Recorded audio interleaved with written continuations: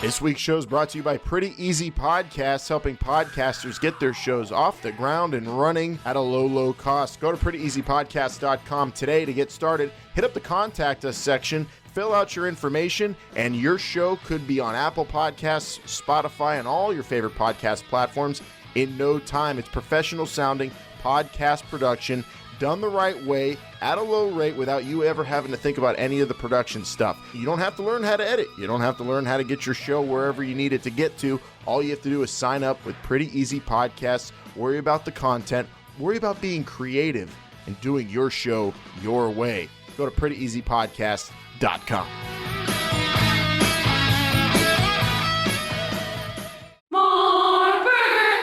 This is the future. This is not the past. The new XFL will kick off in 2020. If you smell what the XFL is cooking. It's still football, but it's professional football reimagined. This is our moment, our story to tell. This is history begun. This is the XFL. Welcome, football fans. This is the week of July 21st, 2019. This is the road to 2020, and this is the XFL show. I'm Alan. I'm Jake. And I'm Bryant. Hurricane season is here, and a cloud is forming in the skies over the road to season number 1 in the XFL. With big announcements imminent, this is episode 78, The Calm Before the Storm. And we are 29 weeks from kickoff 2020.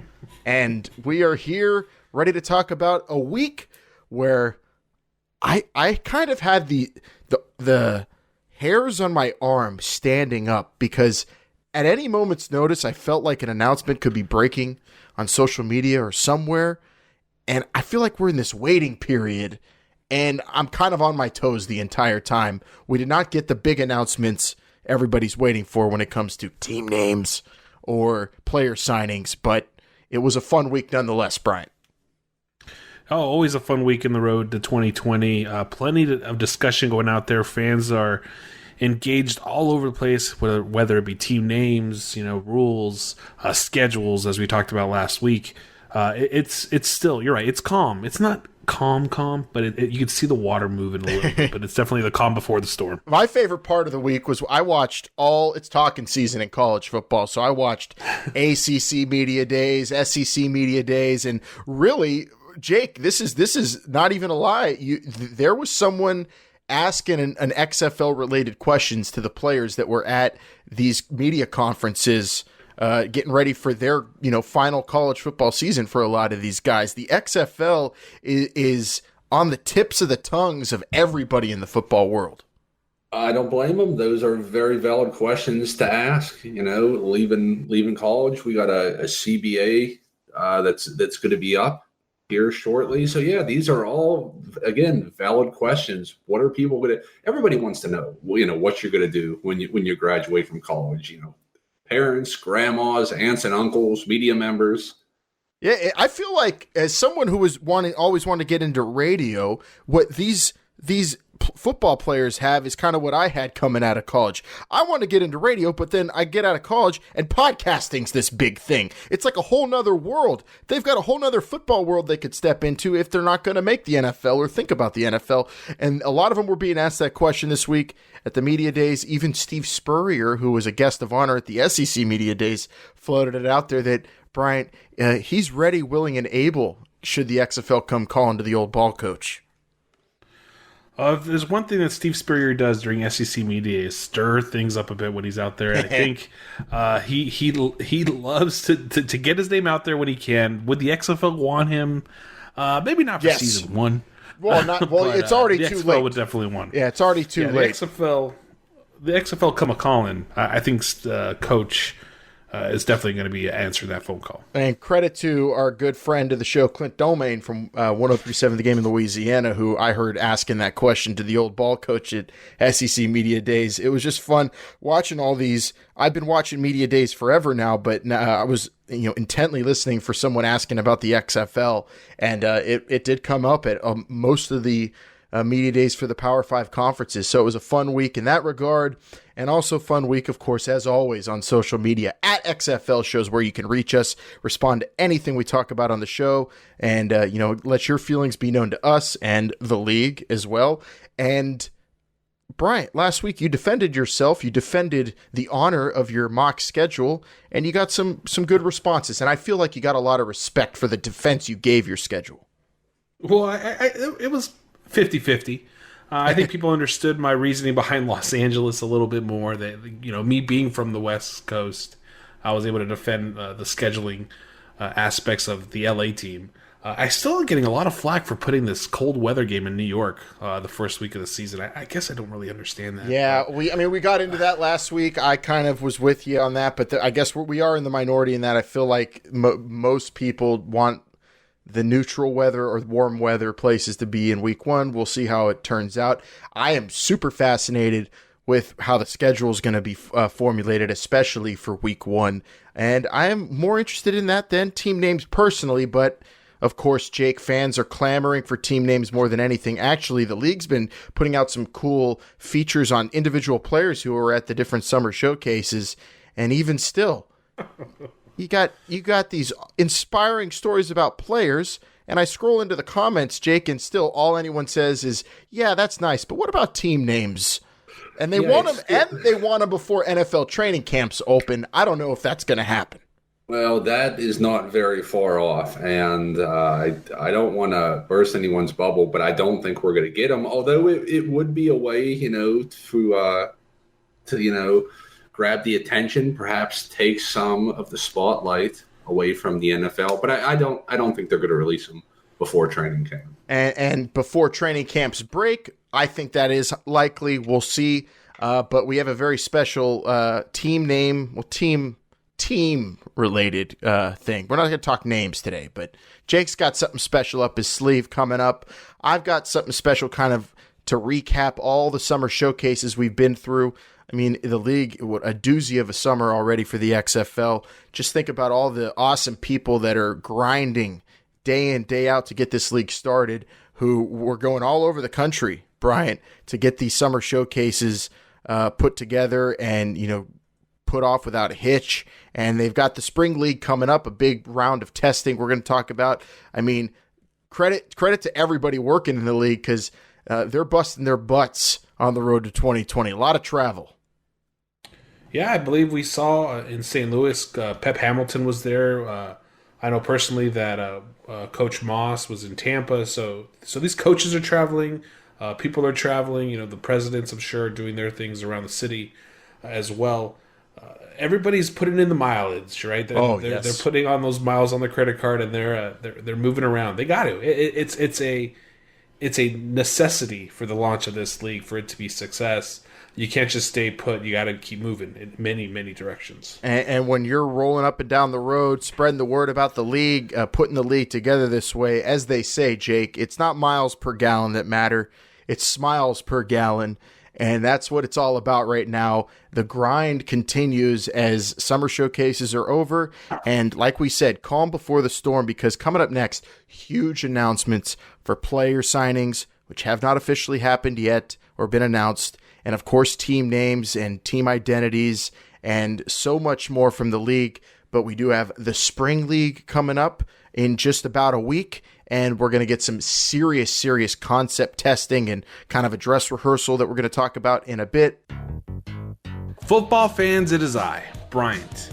And we just want to say thank you. Thank you for joining us on this road to 2020. In what normally is a slow-paced summer and a long wait for training camp, the XFL has fulfilled the football emptiness that we all feel this time of year. And, well, this is the XFL Shows helping you out as well on Patreon. With weekly bonus content and conversations about the XFL, This is the XFL Show leaves no stone unturned in its coverage of the XFL. Listen to episodes up to a week before the general public and catch our monthly Patreon exclusive bonus episodes where we go in depth into a subject surrounding the XFL. Still need more? Well, we got you covered with our weekly This Is Not the XFL show. Every week, we talk all things not XFL in the world of football, and with college football set to kick off in just a few months, come check out our Top 25 preview as Alan and Vince give their preseason Top 25. Also, coming up later this summer is our NFL Fantasy Football Special, where we will discuss some of the biggest questions surrounding all your fantasy football needs. And, if you can believe it, Jake will take part in fantasy football this season for the first time in his life. Don't wait anymore. If you haven't already, go to patreon.com/This Is the XFL Show and check it out. There is also plenty of free content there, so you have really no reason not to check it out. Patreon.com/This Is the XFL Show and get a first-class seat on the fast track to XFL 2020. But without further ado, guys, I think it's about time we get into the special features this week that Jake put together, that I put together in this week's Cover 2. Going for 2. Go for 2 and the lead. This is Big Moss, Coach Moss, XFL LA. I'm here in Minneapolis and we are getting ready to board a flight to Frankfurt, Germany. I'm here with my son, Robert Moss, and we're taking this flight out to Germany to learn some history about the German culture. With that being said, I'm going to turn it over to my main man and see what he has to say. Ich spreche ein bisschen Deutsch. Also, as you board, we do need your I don't know about that. I think he said that he wants to buy some lederhosen. With your picture showing. We really With that being said, I'll shout at you later. Peace out. Just Winston, baby. Winston Moss, XFL LA coach, heading out to the Deutschland. I don't know if he's on a vacation, scouting or what, but... Oh, you know what he's doing. He's not fooling anybody. LA stands for excellence. There's some German linemen out there that he's going to snoop around with. Oh, that was the coolest thing of the week for sure. XFL LA represented on social media by their head coach, Winston Moss there. And the teams are slowly but surely establishing identities, and I mean, I feel like we do show some bias, Bryant, but I think it's safe to say no team has more personality right now than XFL LA because their personality is their head coach, and look at him.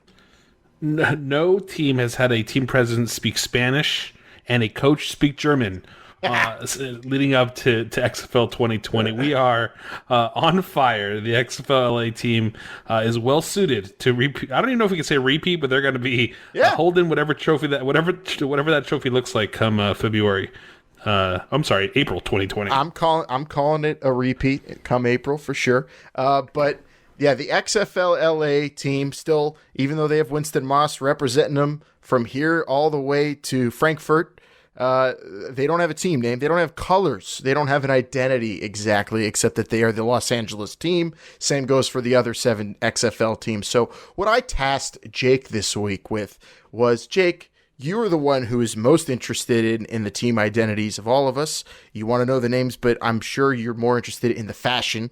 Jake is kind of a fashionista in his spare time, and he's into colors and the wardrobe of these football teams and what they're going to look like on the field when it comes to the jerseys and all, and the logos that are out there. So I asked Jake, then give us your 8 ideal XFL color schemes and pitch them to us. So Jake, if you're ready, we'd love to hear what you've come up with. Yeah, this was a real fun assignment to me ever since you pitched it to me.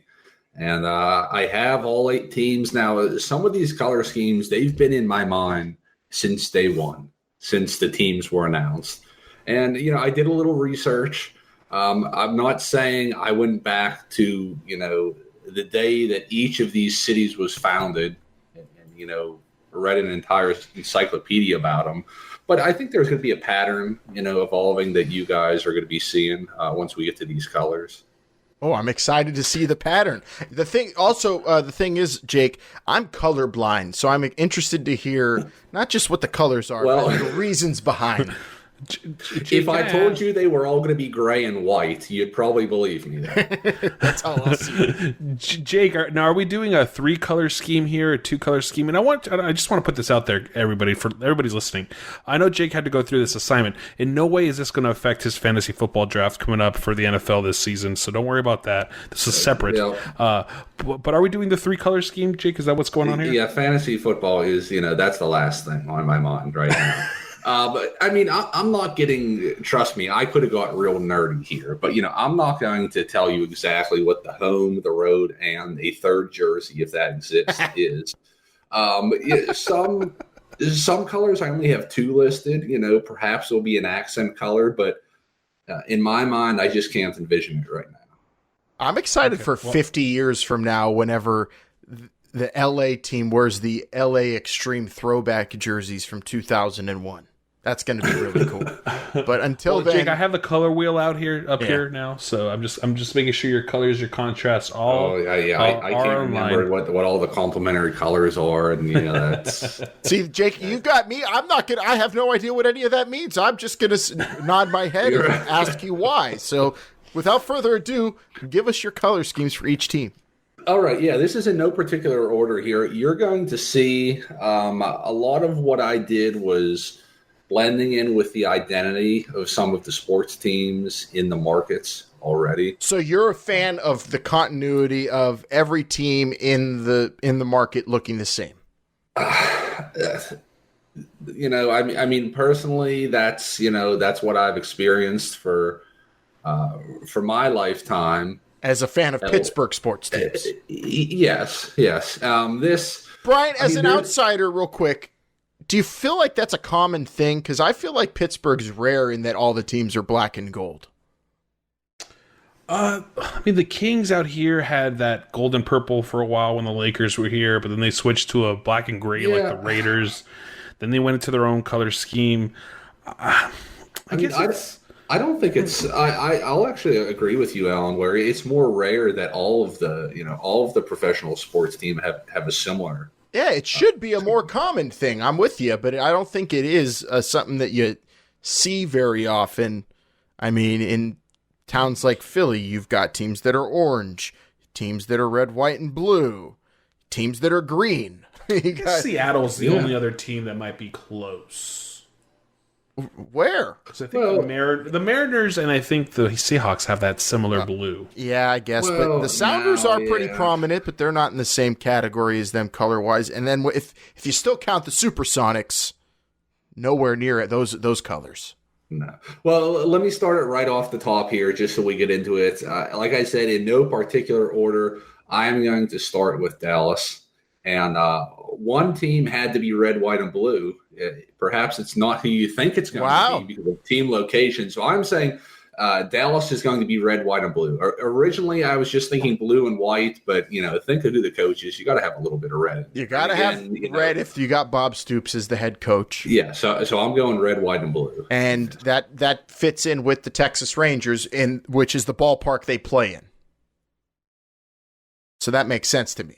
Are they playing in that ballpark? I thought we discussed this. Yes, they're playing in the Rangers. Yes, they are. They're playing in the old Rangers ballpark. That's not at the end of the season. The old Rangers ballpark that's not old yet because they're still playing in it right now. Yeah, it'll be vacated this season. Yeah, so that's what I got with Dallas, red, white, and blue. And anything else before I proceed? Well, I'm just glad you didn't go silver and blue because you don't want them looking like that's too right. Yeah, I'm not trying to make it the exact same of the professional football teams. I have no objections until we get to DC. So at least with the red, white, and blue for right now. Okay, that's why I'm giving you the chance. Unlike you guys last week who chastised me about my schedule, I'm going to give you a chance, Jake. So go ahead. Okay. Next, we got Houston in here. This was difficult. I went back and forth between Houston and another team of who was going to get to wear this color. I settled on Houston. I'm going to make them look like the Dynamo and go orange and white. Perhaps Oliver Luck has a little stroke here. So, yeah, we're going to go orange and white, something like the Dynamo. I thought about Oiler colors, but I think that's going to be too close to, Oiler colors were basically red, white, and blue, just, a different shade of blue. So I stayed away from that. So I'm going to make them look like the Dynamo. I like it. The Texans. Huh? Yeah, Texans are red. I mean, that's kind of how I imagine Dallas. So so Dallas looks more like the Houston Texans, but then the Houston XFL team is going to look more like the Houston soccer team that James Harden just bought a piece of. I like it. Now, how prominent is this orange? Like Tennessee orange or Oklahoma State orange? It's going to be more Tennessee than Cincinnati. A lighter orange. Well, isn't that how the Dynamo? At least that's what I thought it was, like a powder coat orange, maybe. Yeah. I don't like Houston being the orange team. I'm down for an orange team, but I don't know. I think New York should have been the orange team, but go ahead. Oh, I see. I had another orange team that lost out, but I'm going to move on to Seattle right now. This was, directly in my mind ever since I heard this. I'm going to go with forest green. Alan, I know you don't know what that looks like, but Brian, it's a darker shade of green. That's like gray. Trees.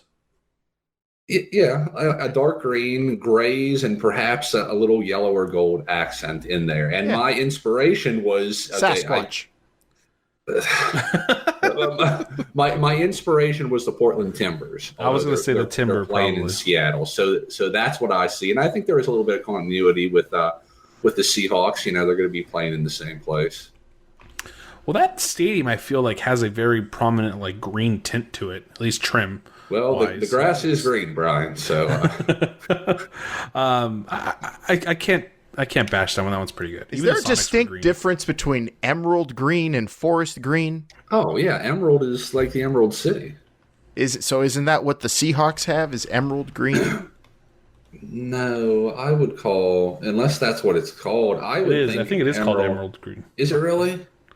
Colorblind guy just owns you. I would think of emerald green almost more like Slimer. Yeah, that's about the same color as I'm colorblind, but that Slimer looks a lot like what's on a Seahawks jersey. I like that you made it a different green from that, and it still's fitting for the city in Seattle because there are forests there. Yes. Because you know what? You know who lives in the Seattle, forest. one of the rare cities that has trees. You know who lives in the forest. He's rumored to live there.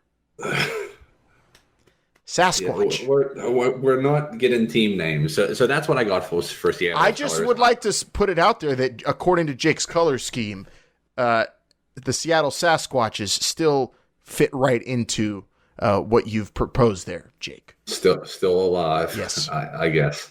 Long live Sasquatch. We're going to go to LA, the team of you two. I love it. Good job. Good job, Jake. I'm going to play, and this is something I did with all of them. I'm playing it safe for the most part. And remember, there's a reason a lot of people played safe and succeed. Different is only different. It's not necessarily good. So for LA, I still think they're going to be called the Extreme, and I'm going to have their jerseys almost identical. Maybe a little cooler looking for the year 2020. But I'm going dark blue, white, and a gold trim. Very close to what I had in the past. Do you guys have any objection to that? Yes, I want them to be purple and gold. Quite frankly, I think we need to. We need to reestablish purple LA. Doesn't look great. We need to reestablish LA as a purple and gold city. That's what LeBron's here to do. We don't really need the Galaxy. Kind of adopted the Extremes color scheme. They did in some ways, or I don't know if they adopted it because I think the Galaxy were around first. But either way, it was about the same color scheme. Quick question from the colorblind guy again: is the Rams newer dark blue the same as that Galaxy Extreme blue? No, the Rams blue is a little bit of a lighter blue. Even the new one? Not as light as the Dodger blue. Yeah, correct. Okay. It's not that dark. The Dodger blue is probably even lighter than that. The Clippers have blue. The only team here that doesn't have blue are the Lakers and the Sparks. Oh, I guess it is a blue city. Oh, and the Kings. The Kings are now black and silver. I like black and silver. I know it's associated with the Raiders, but it just looks cool. I thought about something similar to the Vegas Golden Knights here, and that gold color I was thinking because of Hollywood. But that's good. I like that. If they were playing in where LAFC does, I would have went for that. But because they're not, I'm going to stick to a pretty traditional uniform for them. Side note: one of my good friends told me that the LAFC stadium cannot hold a football field. Back to that. It's not big enough, or it's just not. Yeah, they purposely made it to where it couldn't hold a football field. Continue. Side note: in 15 minutes, as of the live recording, I will be having LAFC and the LA Galaxy on one of the iPads while we're talking. Just so you guys know, big rivalry game. It is. Goes All right, let's go to New York City. This was actually the one that I completed last because I had the most difficult time trying to figure out this one. I'm not 100% happy with it, but I didn't want to make it too similar. I didn't want to just remake the New York Giants. Is what I wanted to do. So I'm going with black, blue, and white. And one of those, I see them wearing black at home just because however the weather is in February. See, I won best dressed in high school, Jake, and I only had one rule when it came to putting outfits together every day. And that was black. Look like your cabana wear? Yeah, but it was also black never goes with blue. That doesn't work. Well, that's why I understand that, but you've got the white in there to separate. You don't have black and blue directly beside each other. You've got white in there to break it up. Well, I would have gone black and orange like a New York license plate, but okay. And also, another side note, I guess Bryant would attest, I won best dressed because I wore American flag pants every day to school. Well, those usually are a big hit anytime you wear them and I'm with you. Brian, do you got anything to say about this? I mean, black and orange, I don't know. That seems like Syracuse. Syracuse got a team. That's probably what I would have went with. Yeah, Alan, I don't think you won best dress. I'm just putting that out there. But black is going to look great in that snow blizzards that they're going to be playing with in every single week. It sounds like, but black and blue, you're never supposed to wear. I guess you can wear black shoes with blue jeans now, as long as you're wearing a black belt. That's above my pay grade. You'll have to ask somebody else. I'll get behind it. I think black's a little safe. I would have preferred like a good solid red for the Big Apple. Yeah, I don't really have much dominance. Like a caramel, like a candy red. Yeah. Yeah, red makes sense for the Big Apple. Like those Giant jerseys they flirted with. Whatever colors the Empire State Building can illuminate is what you're going to really centralize your team colors on. Pretty sure that's all the colors. Did you give us Tampa Bay yet? I did not. Tampa Bay is next. So, full disclosure, orange was between Tampa Bay and Houston. I didn't want to have two orange teams in such a small league. But if I was going orange, I was going to go that sherbet orange kind of, whenever the Bucks were the Yucks. But I sided against this. This is a big departure. I'm going blue and yellow in this. I'm thinking a beach vibe, kind of. Like baby blue? No, just like a royal blue, I guess. Blue and royal yellow. Blue and yellow. Like, I'm trying to think. Like the Pitt Panthers. Well, that's not... Well, the new old jerseys, yes, kind of that color. Like the Chargers. The old new Chargers. Yeah. Like, I mean, that blue that you get in, every box of, whenever there were only 8 crayons in a box, that blue. Not a fan. Blue. I don't like Indigo. I don't like it. I don't like that. I think. Would you prefer that I went back with the orange? Pirates were black and red. It's going to be a pirate theme in Tampa Bay. Pirates were black and see red. This one I wanted to stray away from the Bucks. I think that's where you have to embrace it. Some cities have colors, Jake. I think. And it's hot down there. I think the Tampa Bay Lightning are white and blue. Yeah, but they don't play in a stadium with a pirate ship, Bryant. What about brown? I say if you're for the pirate ship itself. If you're a good enough pirate, you can pull. What about brown? Yeah, brown and black for the cannons and the ship. A brown. Who wants to be out there in brown pants?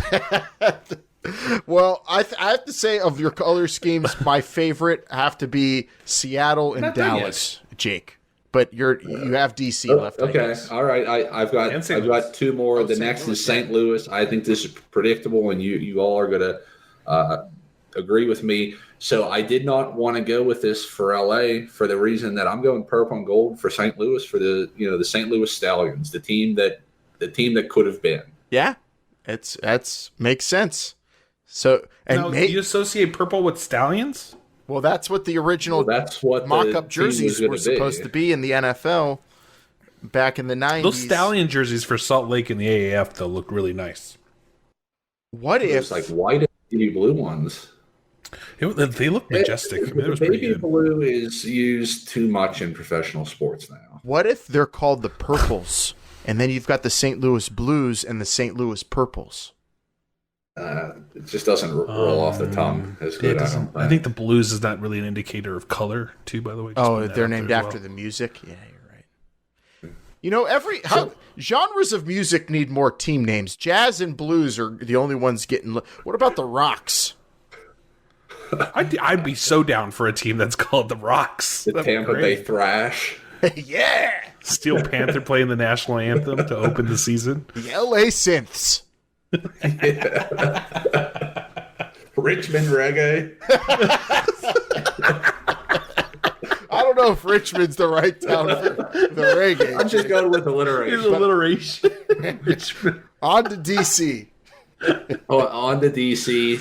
They're playing in Audi Field. Guess who else is playing in Audi Field? DC United. I am straight up copying that scheme, black, red, and white. I didn't go red, white, and blue for this team, so I'm going black, red, and white. That's the list. As long as black's not one of the primary jerseys, I would go behind red and white. I just don't like black as a jersey. I don't even like when the Raiders wear it. They look so much better in the silvers and the whites. Do they wear silver jerseys? I guess they only wear white or black. They used to wear, not anymore. I don't think they wear silver jerseys. They're just black and white. I can get behind that one. No criticism on Houston now because of the scheme you picked for Washington. I'm gonna say, Jake. Dallas. I like DC. I like Seattle the most. I like Dallas. I don't know, all the other ones. I don't know. It sounds like you don't like Tampa, and most of the other ones you're okay with. I don't like Tampa. No, Houston is. I don't know. What are celestial colors? You want stars. You want space. I don't know, white and blue. The spaceship's white, stars, black and white. Yeah, it's tough. You really didn't pick a yellow anywhere, did you? You really picked with Tampa Bay, yellow would be a bigger color, and then I have a little yellow and gold in Seattle and LA. But Tampa's the only one that's primarily yellow. I mean, I think I went through I was doing my Roy G. Bivs, and I think I hit everything. Well, there's Jake's color schemes, everybody. He has mapped out what the jerseys would look like. Kind of, at least. And you could put the team names now to his color schemes and let us know what you come up with at XFL Show on Instagram, Twitter, Facebook. Let us know. And great Jake out on his color schemes. I think I approve of 3 of the 8, and that's how combative this process is. And as we always say when we talk about stuff like this, that they're arguing at league offices with the XFL, coming up with what they come up with it's such a tough job. Ultimately, I guess this is going to come down to Vince McMahon's decision, Bryant, and he's the one that approves what each team is going to look like. I don't know how that process is going, and who behind the scenes is exactly going through it all. But you got to imagine the process they're going through with the team identities is just so difficult. Probably more difficult than the football on the field stuff that's being assessed.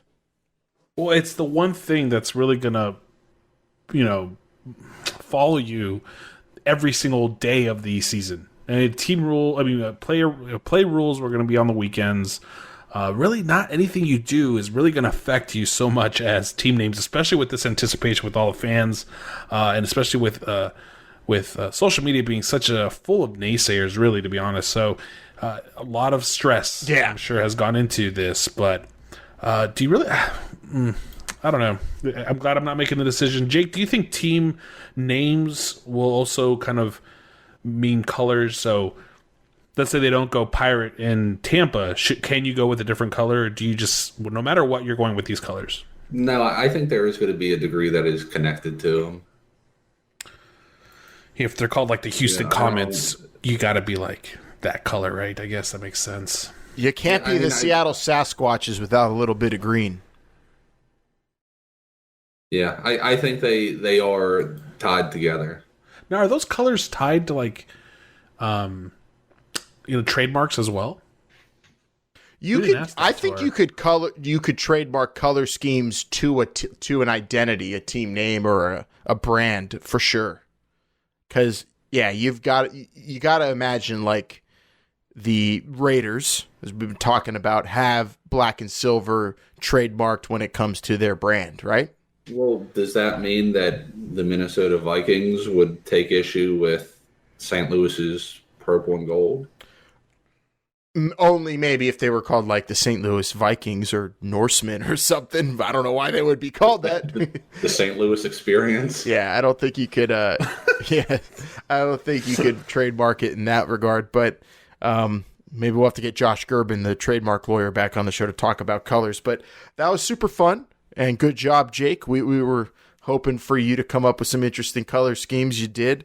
The team identities, as everybody waits, we get to continue to speculate. So that's part of the fun. And while everybody's waiting for the team names and saying, what are the team names? When are they coming?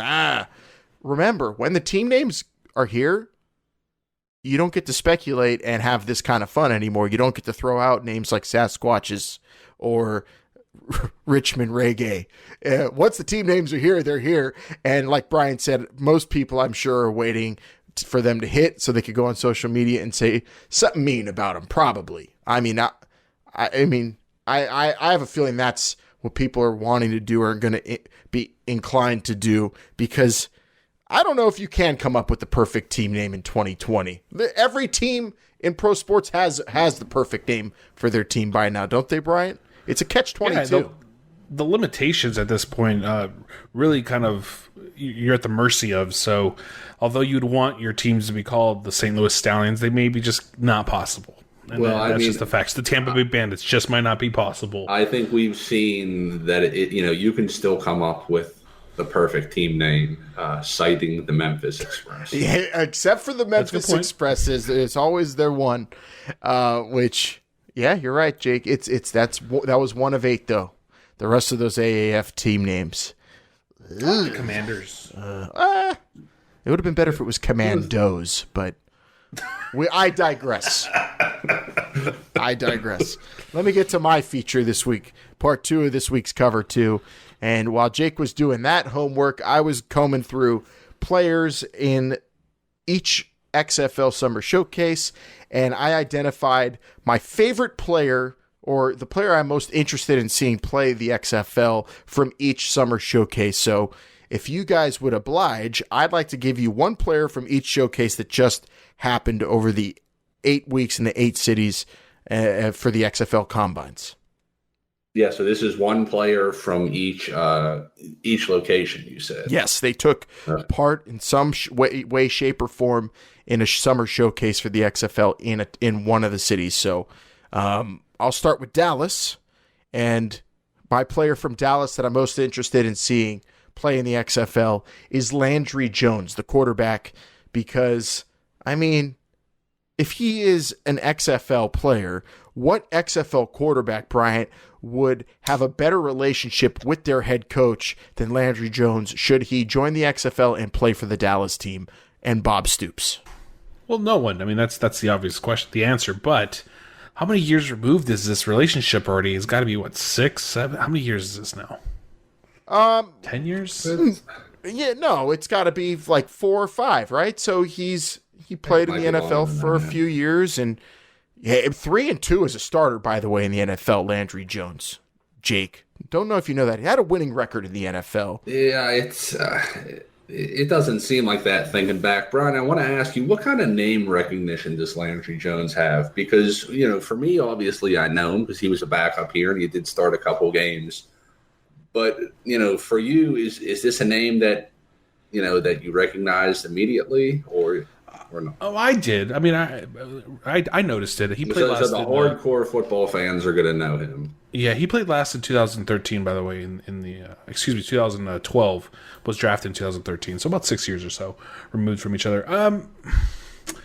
I guess maybe not nationally. I would think he's a well-known quarterback enough where the market in Dallas would recognize him very much so. I think the XFL hyped him up enough as well to get his name out there so that if he does play for an XFL franchise that he's going to be well-known. So it's a good pick. I mean, he was one of the star quarterbacks that everyone was talking about during these summer showcases. And I wouldn't have called him a bust in the NFL by any stretch. He went out there and showed he was just kind of a blah kind of quarterback who wasn't going to lose you a game as much as he would win you a game. But he wasn't Ben Roethlisberger, obviously, Jake. So here he is with a shot at the XFL, and I think he could do a lot of good and maybe even work on his game a little bit to ascend back to the NFL. So I'd love to see Landry Jones playing for Bob Stoops in the XFL. I think that'd be tremendous. I think anybody who follows college football or was following college football back when Stoops was coach and Landry Jones would immediately recognize the name. He was one of the top quarterbacks in the nation, so that would fit like a glove. I'd love to see it. From the Houston showcase, I chose Daniel Lascaux, who was a running back, played at Cal, was drafted in like the 7th round, I believe, by the Saints a few years ago, but crazy athlete, has issues with concussions, but in the NFL was a fringe contributor as a running back, mostly a special teams player, but at the combine, guys, this dude had the best ever broad jump ever at the time at the NFL combine. He's a legit athlete, Daniel Lascaux. And at running back, that's what you want in the XFL. Guys who have athleticism, who have pedigree, and the concussion issue is an issue with Daniel Lascaux. He's had injuries, and especially when it comes to head injuries, you never know how much further a player can go in their career. But I think if he still has what he had, when he was drafted just a few years ago, still a young guy, I think Daniel Lascaux could be an elite running back in the XFL because he wasn't too far behind when he was playing for the New Orleans Saints. I mean, he was playing in a pretty loaded backfield as well whenever he was drafted there. From the New York. Well, Alan, can I retort real quick? Yeah, I'm sorry. For Lascaux, I if he can stay healthy, I could definitely see him as being one of the players that gets an NFL invite next year. Yeah, I mean, you're talking about a guy who's like Landry Jones, just a year out from being in the NFL. So, I mean, maybe some rest, relaxation, and a little bit more game tape, and Daniel Lascaux will be right back there, a lot like Landry Jones. And maybe even like the next guy I chose, another running back from the New York Summer Showcase, Brandon Oliver, who I think might have finished his career as the top rusher ever at the University of Buffalo. I'm just throwing that out there. I didn't double check that one, but I do know he had over 4,000 yards when he was playing there. Had 8 NFL starts, I believe, all with the Chargers. And the dude's only 28, and he's almost to the end of the line for an NFL running back, but being out of it and having that legit background, and you have to consider it if you're an XFL team. And I think that another value player when it comes to exciting ability at the running back position, Jake, which, as we know, with a comeback period in the mixed, running backs are going to be playing all throughout the game, even at the end when it's close and you need to get down the field. You could still run the ball in a comeback period. Running backs are important in the XFL. Well, yeah, 3rd and 6 isn't going to necessarily, be a passing down anymore once you're going to be stopping that clock after each play. So, yeah, possibly more opportunity.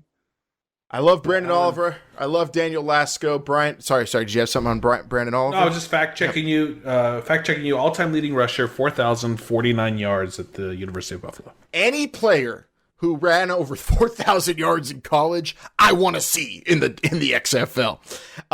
Let's go to DC's Summer Showcase. Had a lot of interesting players, but I will admit I was a little bit biased, but also a guy who was recently playing pretty darn well in the AAF, tight end Scott Orndorff, who is a pass-catching and run-blocking tight end, a guy who is multifaceted at that position, and a guy I think who can really put on a display when it comes to red zone offense.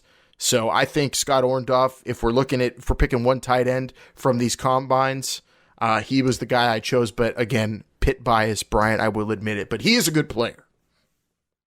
Recognizable down in Orlando, he for the AAF team. So and I know you had to get your Pitt guy in there. This is a good choice, though. I'll let you slide with this one on the Pitt selection. Yeah, and also if you ask Steve Spurrier, Scott Orndorff an AAF champion, because Jake, this week at SEC Media Days, Steve Spurrier did say he is the uncrowned AAF champion.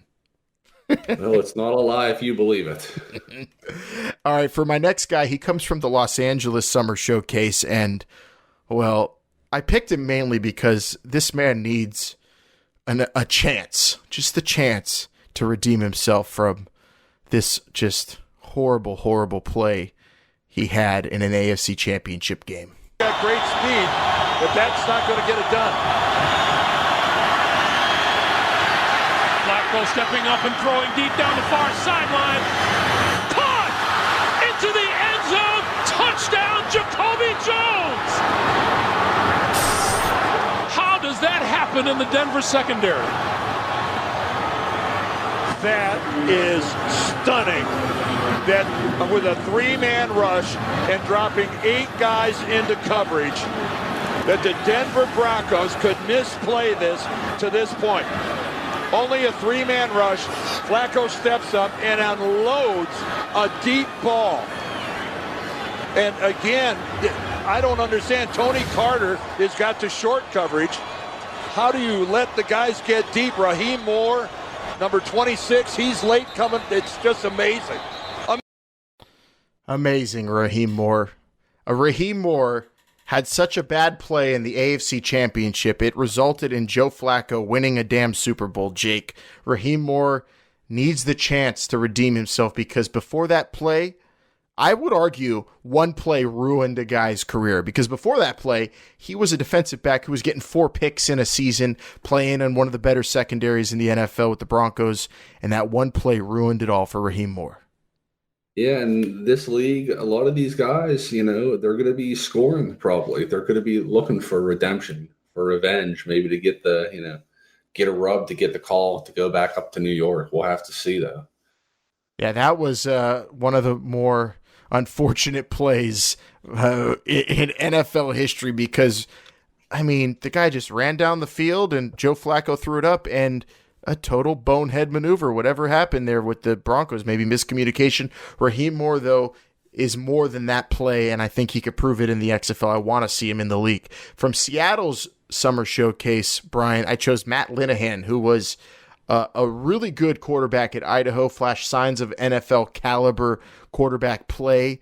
His senior year, it kind of declined, and he ended up not being as highly touted coming into the draft. But you're talking about a guy who in college threw for over 3,000 yards, and I think it's important this league gets young quarterbacks. Young and hopefully quarterbacks that'll stick around for a while. You're going to be investing a lot of time, a lot of money into some of these players. Maybe this is one of those long-termers, I guess you could say, that are going to be in there for the long haul with the XFL. But you're right, flashes of NFL experience.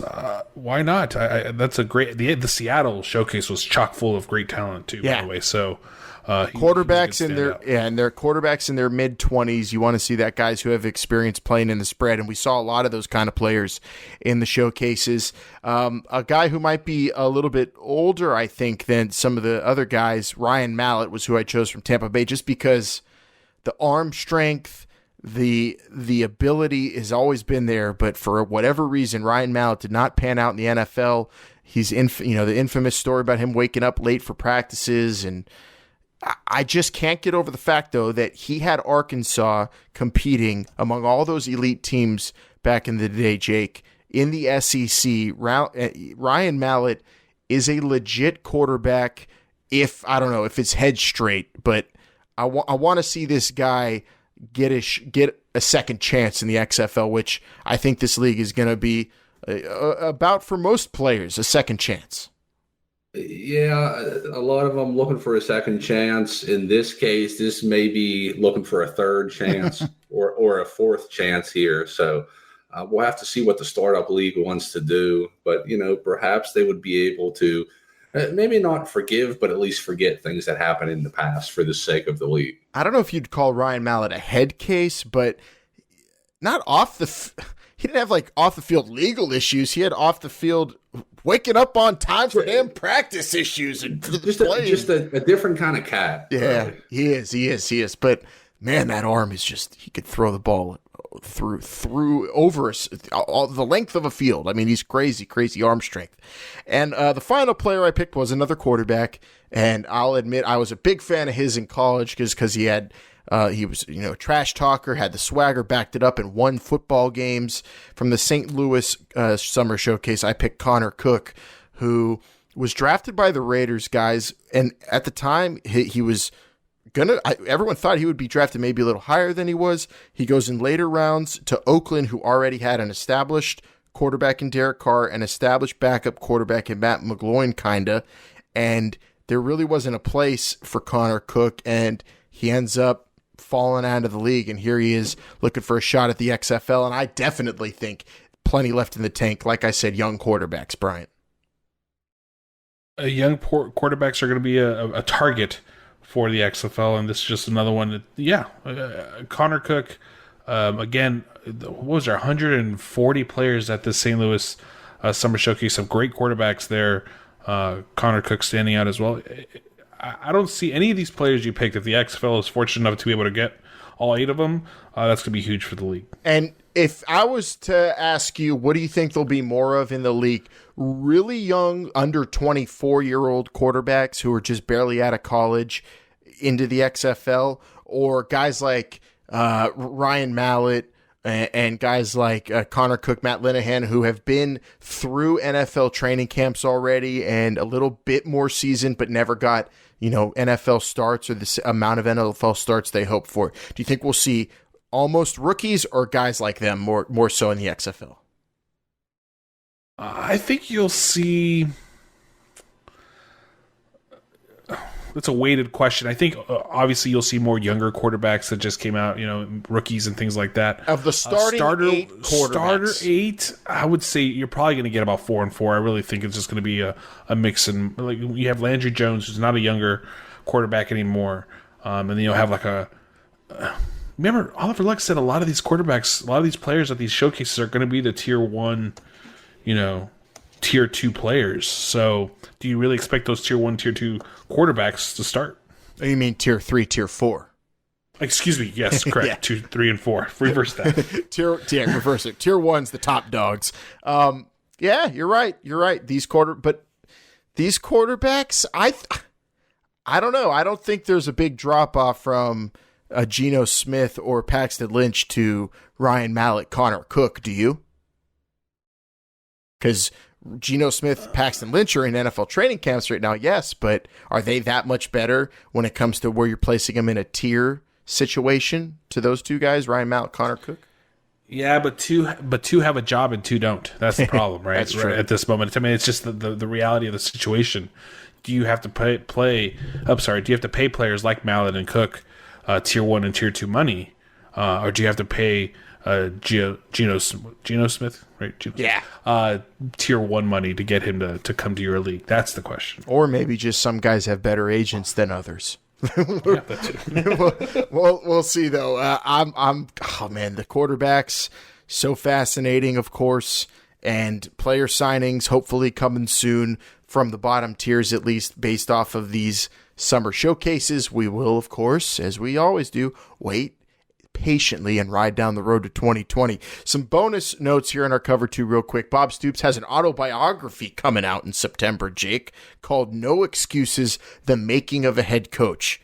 So if you want to know the story of one of the iconic modern day college coaches, I would hope you'd pick that up on Amazon.com.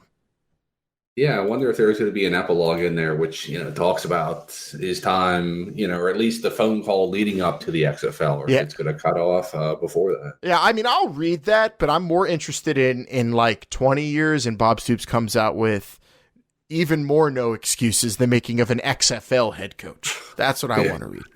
Also, the XFL this week had some pretty major hires in the front offices in terms of the league. Russ Giglio was the director of football operations and player personnel, I believe, for the AAF. Or director of player personnel for the AAF, is joining the XFL as director of player administration, has worked with the NFL as well, so a guy with a ton of experience filling a very important role that is going to be right under Doug Whaley, the vice president of football operations for the XFL. So it's good to see those guys get some more help because, I mean, they're doing the league building, the football building when it comes to the league. And, I saw those guys at the summer showcases running around doing so much, Doug Whaley and his staff. So good to see them get a really experienced guy to help them out. Also, the team's got some important people. Lisa Milner Goldberg will be the head of communications for XFL LA, so I'm sure she will be partying with Bryant pretty soon since he's friends with everybody at XFL LA. And XFL LA also got their senior director of partnerships, Jim Barrell. And again, another soon-to-be close person, a longtime friend of Bryant. And XFL Tampa got their head of communications. That's Alan Barnett, someone who was formerly working as a senior communications manager with the Bucks. So you got the connection there to Tampa, and it's cool to see them hire local people like this. And also XFL Houston got their head of communications, another person local who worked with the Houston Texans, and that is Charles Hampton, the head of communications with XFL Houston. So important roles being filled out for the teams and the league, and they are beefing up the staffs. Because why? Because, well, we're getting to those big moments. It's the calm before the storm, like we said. Big announcements, big identity building, and establishing the teams in the market. So many important things to do, not to mention player signings.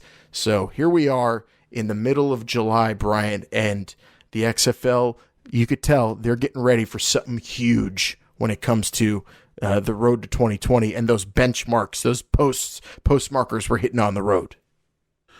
Boots on the ground is how I'll put it. They're putting as many boots on their side on the ground as much as possible to make sure that they're prepared.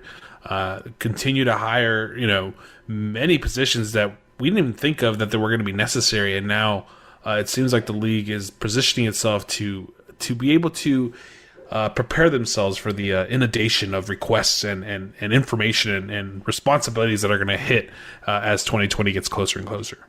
It's good to see these teams get filled in the front office. They're going to be filled on the roster soon, and pretty soon we'll be playing some.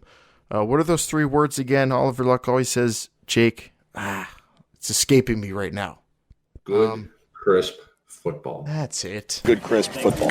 How the hell you doing, Brainiacs? Long Island Iced Tea here, and this week on Brain Buster Radio, we have a new Universal Champion, and it feels like the universe is finally, in the right place, Triple J. I feel like there's balance now.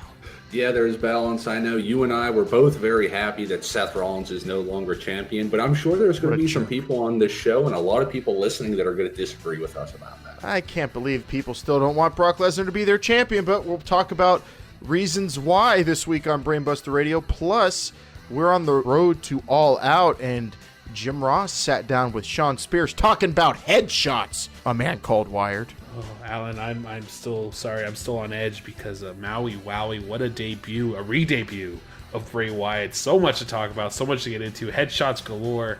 It was a great week of professional wrestling, as always. And Brainbuster Radio is going to be here to get you well informed leading into the hottest show of the summer, SummerSlam. Whether you're into chair shots to the skull, UFC fighters beating up pipsqueaks, or evil carny men who pretend to be Mr. Rogers, we've got it all covered on Brainbuster Radio. Tweet it, read it, tout it, shout it, be all about it, Brainiacs, at the Brainbusters on Twitter, Instagram Junior, and Facebook. And download the show on any podcast gimmick.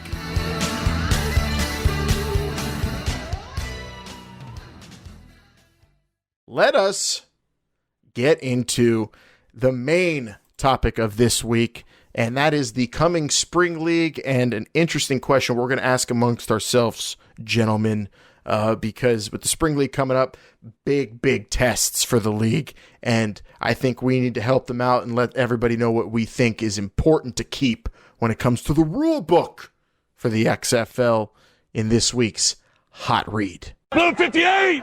Blue 58! Go! Hey, Ric Flair! Ric Flair! Pepper, Flip, Caliber. Motown, Happy, Jolly, Drop, Buster, Bird, Tiger! I think he's got a hound too, Rodney, I think. B-19! B-19 of Hey, Seattle! Orange 83! The Spring League. Another experiment for the XFL, teaming up with, I guess we would say, the longest running spring football league as of right now, currently going. The Spring League and the XFL have teamed up before, and we're going to get another round of testing for the XFL to work out some kinks when it comes to the rules, when it comes to players who are going to be out there, of course, showcasing their talents, and also broadcasting, because the networks are going to be involved with the next round of testing with the Spring League, which I believe takes place, Brian, if I'm not mistaken, on July 27th through the 30th? Correct. And this is a major dress rehearsal for the league and the networks. Rules and broadcasting innovations being tested. Players looking for contracts. A major pit stop, people. So let's talk about it. And let's talk about it when it comes to the rules, because the rule book is, I mean, I could smell the pages being printed, Jake. And before any rules are put to paper officially, of all the proposed rules we've talked about over the last few months for the XFL, the rules they might implement, the rules they said they're probably going to implement, if you are allowed to guarantee one of those rules makes it into the rule book, which XFL innovation do you back the most? All right, yeah, and I've got a short list here of the things that we've heard about, we've discussed already, and I really think if this league is about less stall and more ball, you got to start with the play clock. So I'd say the 25-second play clock is what I'd like. Top choice of all the rules we've heard about: the comeback period, a running clock until the 2 minutes, end of the last 2 minutes of the half, the shootout overtime. 1 foot in bounds, the kickoff rule, the forward pass rule. You would choose the 25-second play clock over all of those for sure. Yeah, I mean, it would be close with the running clock prior to the 2 minutes, even though I think those are kind of going to go hand in hand. Okay. I might be with you, but I'm going to hold off and let Brian go before me. I think the one that I enjoy the most, and I hope that it stands, and I guess it goes with the 25-second play clock, but I really hope that they get to communicate with all the players via headset. I'd love to see that, just because it would avoid the huddle. People could go right to their positions. It's going to keep the pace of the game a lot faster than we need, than we're used to. I think that's the one I'm hoping that continues on, because right now the NFL only allows the quarterback and one player on the defense to have a headset, and that's up until the 15-second mark, I want to say. Maybe 20. The play clock. Brian, I don't want this to be a segment where we just agree. No. I'm not gonna. This is gonna be the first week in a while I don't disagree with you. I disagree with you. I'm gonna agree with you here, but I'm not. I'm also gonna say this isn't. This is because it's that important. Because football is a technological game. Football needs to involve technology whenever it's available, and it makes the game better. And if you could get headsets into all the players on the field, and you could eliminate precious seconds of huddle time, and you could get everybody on the same page in what many call the ultimate team sport. If everybody in the ultimate team sport has the same voice in their head telling them what's going on in terms of the play, and everybody's on the same page, that leads to good, crisp football. That leads to quality football. It's the quality of the play. I think I'm with you, Brian. I'm with the headset communications in as many helmets as possible, I think that could change the game drastically, because that ties in to the fast play clock that keeps the game moving, but also it really keeps everybody on the same page, and it's also going to be interesting to see everybody kind of moving in. It's going to be like a swarm of bees out there if they're not even in a huddle. It's just going to be, they're going out there, they're knowing what's going on because they all have the same voice of God in their head.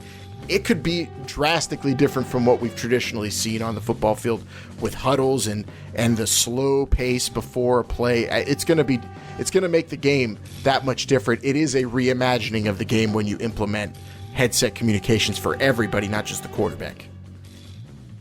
It really is, and it's a slight change that the XFL made once again that's going to keep the flow of this game going. You're right, it's going to look like a swarm, like, you're a flock of birds just floating through the sky, just all in synchrony. It's going to be great. I do worry a little bit if one player just doesn't work, what's going to happen at that point. If it breaks, what do you say? You're right. So, if one doesn't work, you almost got to huddle up, though. Yeah, you gotta have a backup plan. You gotta have a backup plan. That's all it is. That's true. So everybody has a moving buddy. But not even does it. It doesn't just eliminate huddles, Jake. It eliminates even hand signals from a quarterback and audibles. You could literally run a play, and everybody, as the whistle blows, hears the same play call and goes right to the line of scrimmage. And from that 25-second play clock between 25 and 22-21, the next play gets run because of the headset communication. I mean, it can be that fast if the technology's there and everybody's hearing the same thing in their head and they know what's going on, they know what they have to do. You can be a really cohesive unit that way. I want to see the shootout overtime, don't get me wrong. I want to see tiered extra points. I want to see a new version of the kickoff with the 5-yard buffer zone. But I think more importantly, I want to see players all on the same page moving along the field as quickly as possible. And I think the headset communication does that, Bryant. You're right on. It really does. And as much as I do like the shootout overtime rule, I don't know how many times we're really going to see it. So I'm not that excited for it. I mean, I am very excited for it, but it's hard to see. The kickoffs is going to be nice to see kickoffs coming, staying in the game, obviously. The unlimited forward pass, again, it's something that I think is going to be really cool, but I don't know how many times we're really going to see it per game. And Jake, I know you love the 3-point conversion attempts for sure. If you could get rid of one rule and guarantee one doesn't make it to the rule book, Jake, is that the one? I think it is the one, actually. To me, I know you guys don't agree. I know Oliver Luck doesn't agree, but I think a 3-point conversion is a gimmick. And that's something that, we don't need in this league. I can guarantee. And I mean, maybe people aren't even going to go for it until it's like the last drive. Maybe it's not going to be that frequent. No, everybody's going to go for the one from the 2-yard line. But I guarantee you, Bryant, back in whenever the forward pass came into play, Jake would have been the one saying, "You're ruining the game. You're ruining the game. You're killing the business." Killing the business. Probably. The one I would hope, and we didn't mention it here because I think it's kind of petered out a little bit, but is the 1-foot buffer zone in the between the defensive line. Oh yeah, get out of town with that. No way. 1 yard. Yeah, I'm so glad that one was not adopted. It looks like it's not so far. We'll find out. The Spring League is going to be the end of this month in Southern California. I'm hoping to be there. Also, execs from Fox and ESPN and ABC will all be there to help with the broadcast. I mean, this is a huge event. You're right, Alan. A major pit stop for the XFL. Their last iteration of the Spring League and this testing. And hopefully a rule book will follow, players, signings, and all that. This might be the last hurdle to get over before that. And when it comes to the networks, if I could pick one thing, live microphones on at least one player of each team per game. The CFL does this, Bryant, and I've gotten you into it lately, and I know you're enjoying it, but I don't think you've watched a live mic game. Before live mic games, the CFL on their TSN broadcast even have a disclaimer that says, "This is a live mic game. things the players say may offend you. I want to see that so bad. Yeah, in the XFL. It's so entertaining. The AAF kind of did this, and I really didn't like it. Honestly, it's not necessary. Did they have like a it more if disclaimer? you mic. They didn't have the disclaimer, but they did have the language and certain words that were used, probably not to the network's liking. But I really hope they mic the players, and then they do, like I said, like a this weekend sounds of the XFL would be a lot better to me. Personally, I don't think we need it during the game. You know, I want to hear some cool commentators right. and things like that. How about ESPN or Fox airs us a kind of inside the XFL type show where you give us, the inside access to what was being said during the games we watched the previous week inside the NFL, one of the iconic recap shows in all of sports. I don't know why more people don't emulate that. You're right, Bryant. The Spring League is going to be a fascinating pit stop on the road to 2020 because it feels like the last dress rehearsal before the rule book, at least, and also the last moment before the leagues, the networks have input into the league. Who knows? These networks are powerful. They could say they absolutely hate one of these rules, guys, and ixnay the multi-tiered extra points or the running clock, Jake. The networks might have some input here.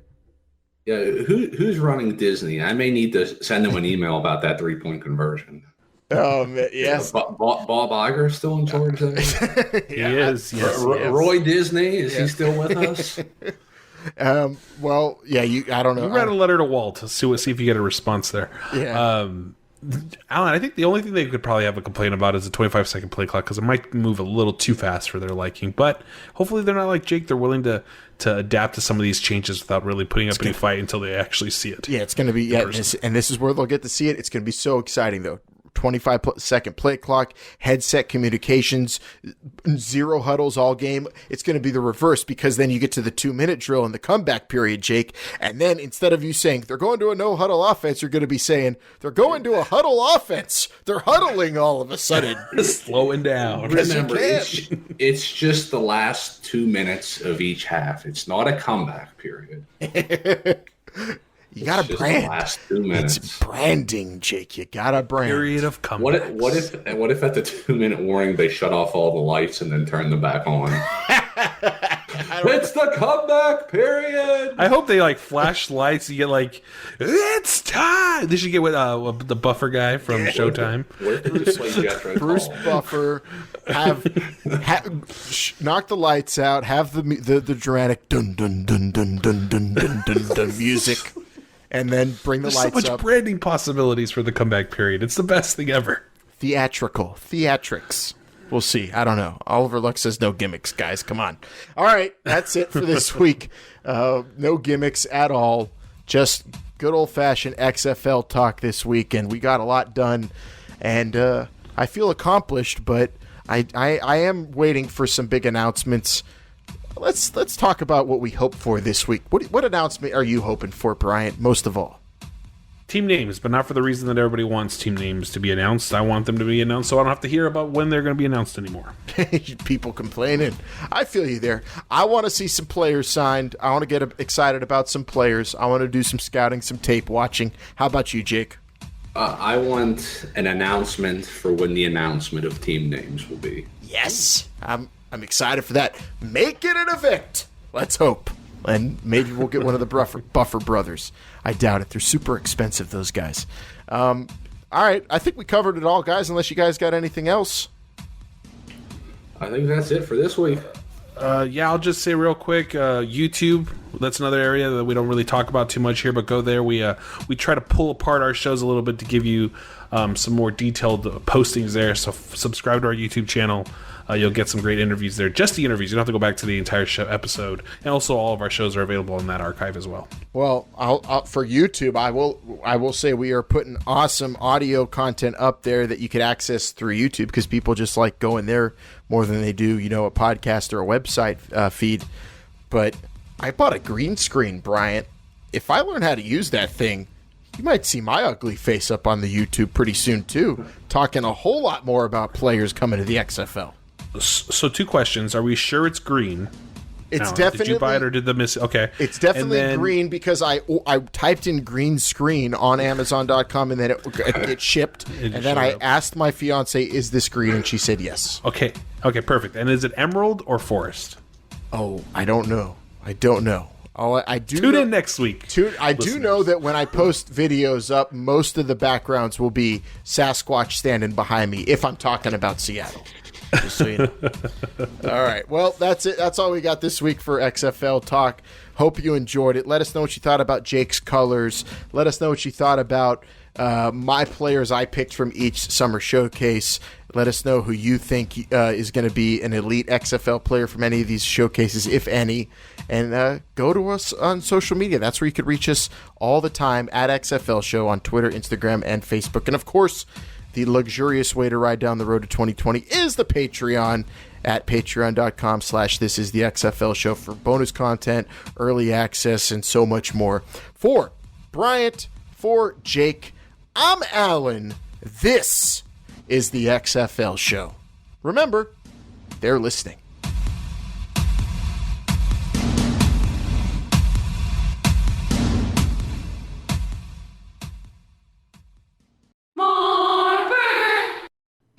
Thanks for watching and listening, XFL fans.